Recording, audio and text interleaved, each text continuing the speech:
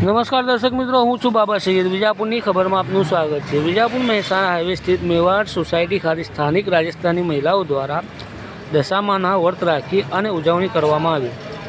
સમાચાર વિગતવાર જાણીએ। હોળીના તહેવારથી જે કહી શકાય કે દશામાના વ્રત રાખવામાં આવે છે। શીતળા સાતમ પર કહેવામાં આવે છે હોળીના પર્વથી દશામાની પૂજા અને દશામાના વ્રત કથા સાંભળવાની હોય છે। મેવાડ સોસાયટી ખાતે દશામાના વ્રતની પારંપરિક ઉજવણી કરવામાં આવી હતી। હોળીના તહેવારથી લઈને જે દશામાના વ્રતની શરૂઆત થતી હોય છે। કહેવામાં આવે છે કે આ જે સ્થાનિક જે રાજસ્થાની મહિલાઓ જે છે દશામાના વ્રતની શરૂઆત કરતી હોય છે અને છેલ્લે જે દસમના રોજ જે વ્રત હોય છે તેની ઉજવણી પર કરવામાં આવે છે। વિશેષ કરીને જે દસમના દિવસે થતો વ્રત જે છે જે દશામાનું વ્રત છે તે દિવસના રોજ સ્થાનિક મેવાડ સોસાયટી મહિલાઓ દ્વારા રાજસ્થાની મહિલાઓ દ્વારા દશામાને કંકુ લચ્છા મહેંદી પૂજા અર્ચના કરી દશામાની પૂજા કરવામાં આવતી હોય છે।